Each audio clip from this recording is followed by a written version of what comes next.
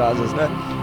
Nós sabemos o fenômeno, né, de línguas, como foi ali em Pentecostes, onde falaram em seu próprio idioma. Você já viu esses casos em algum lugar assim, onde uma pessoa não sabia a língua e ela chegou no país, falou a língua do país e o evangelho foi semana passada. Pregado?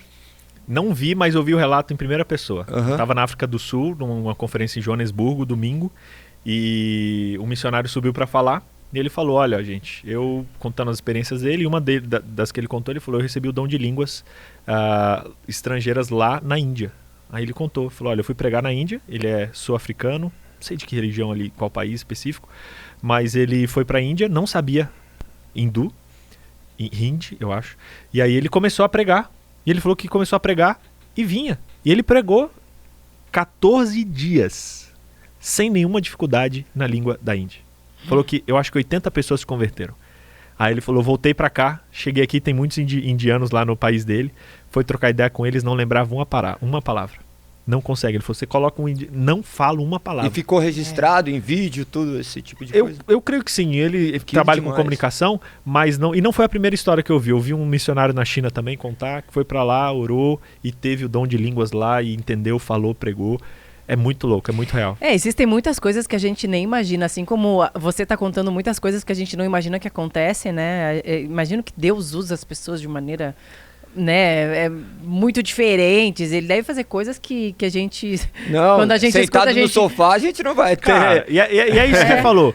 A gente precisa se jogar mais, sabe? Eu tava pensando nisso esses dias. A gente quer ver milagre, quer ver transformação de Deus, mas a gente fica lá no fundo da batalha, lá no fundo do exército. Eu tava vendo Coração Valente, aqueles filmes de guerra. Eu vi aqueles filmes, aqueles caras lá na frente da batalha. Eu falava, cara, que burro, vai morrer. Que o cara fica ali na frente? Vai lá pro fundo. Pega o povo cansado. Mas quem via os milagres é quem tava ali na frente. O de trás via o exército. O que aconteceu? O que aconteceu? Meu, quem viu o milagre é quem tá na frente. Levava as flechadas, mas via o milagre de camarote. Então, se Jesus, que é Jesus, as pessoas já conhecem sobre a ótica de outra pessoa, menos de 5% daqueles que professam a fé cristã leram a Bíblia uma vez na vida, de Gênesis a Apocalipse.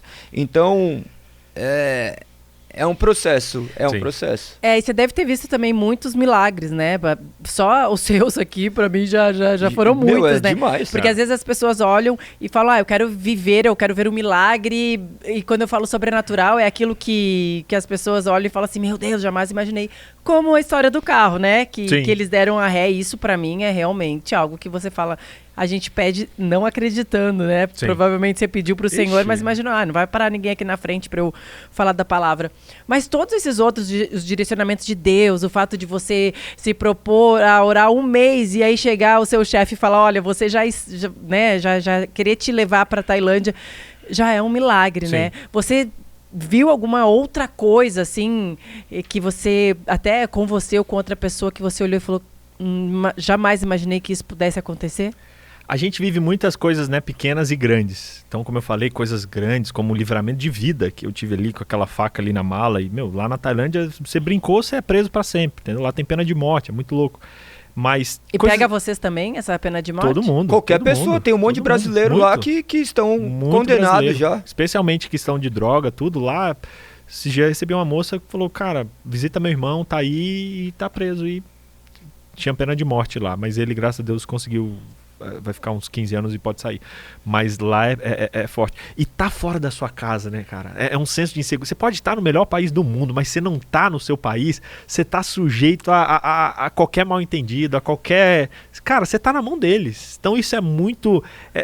te tira muito da zona de conforto. Vulnerável, né? A gente se sente muito vulnerável. E aí nisso você vê milagre, porque a gente vê a gente quer o livramento, mas por livramento você tem que estar na situação. Então não é que o cristão tem que ficar procurando pepino. Não, mas você tem que viver uma vida que faça coisas desafiadoras, sabe? E às vezes a gente quer ficar na zona de conforto, eu dar o passo do tamanho da perna. E claro, a gente não tem que ser inconsequente, mas a gente também não pode, a gente tem que dar passos de fé e pensar, cara, se eu consigo, esse ano eu quero evangelizar 2 pessoas, eu consigo, cara, põe que vai fazer 4. Porque no final você vai conseguir, vai ficar claro que não foi por você. Então é muito legal a gente, aprendendo sobre fé, a gente dar passos de fé, se colocar em situações e permitir estar em situações onde Deus é tudo que a gente tem. E aí a gente vê milagre. E a gente presenciou alguns, coisas pequenas, como, por exemplo, conseguir uma casa para morar lá na Tailândia. A gente orou e, enfim, apareceu uma casa que se encaixava no nosso budget e tudo mais, até coisas grandes, como essa questão da faca, como livramentos às vezes em países onde a gente chega e passa perrengue lá. Então, assim, a gente experimentou muitos livramentos esse ano. E alguns pequenos, outros grandes, mas em todos a gente via a mão de Deus conduzindo e guiando a gente nesse processo. Eu acho que o maior obstáculo, o maior desafio, vamos dizer assim, do cristão também é que muitas vezes as pessoas se julgam incapazes de viver aquilo pelo qual elas sonham, né? Como você falou assim, se programa para evangelizar 4.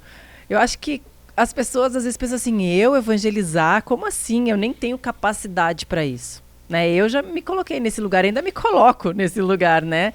Às vezes quando eu vou ministrar, eu desço lá do púlpito, eu falo galego, eu sou muito ruim, porque você acha que nunca é suficiente. Aí vem pessoas falando assim, nossa, hoje a palavra foi pra mim, mudou a minha vida. E aí eu fico me perguntando, mas mudou a sua vida com isso? Sim, porque o poder de Deus, ele é muito grande, né? Ele é soberano. Sim. E eu acho que as pessoas têm medo de começarem algo por medo da sua própria incapacidade. É isso que nós temos que entender. É o Senhor que vai fazer, né? É o Senhor que capacita. E essa é a coisa mais poderosa, nosso senso de incapacidade.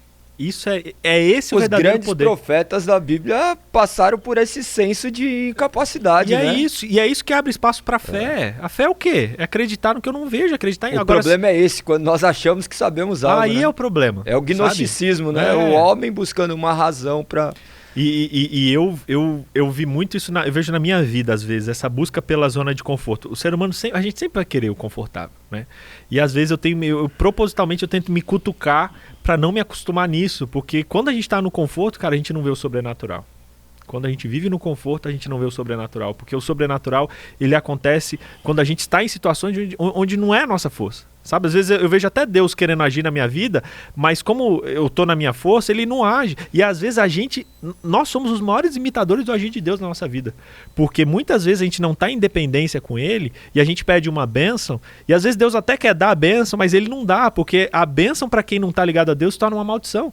Mesmo se for algo bom, eu vou achar que veio de mim e vai me afastar de Deus. Então Deus, por amor a mim, ele não dá. Às vezes a maior maldição é o Senhor nos permitir viver do jeito que a gente quer, né? Uhum. Ele é a gente, e por isso que eu sempre digo, pra gente sempre estar com o coração ligado a Deus, sabe? Porque pra saber que tudo vem dele, é tudo por ele, porque se a gente acha que é por nós, a gente cortou o agir de Deus na nossa vida. E aí, por amor a nós, muitas vezes ele não age, porque a gente vai achar que foi nós e vai afastar a gente dele. Então a dependência de Deus tem que ser algo constante.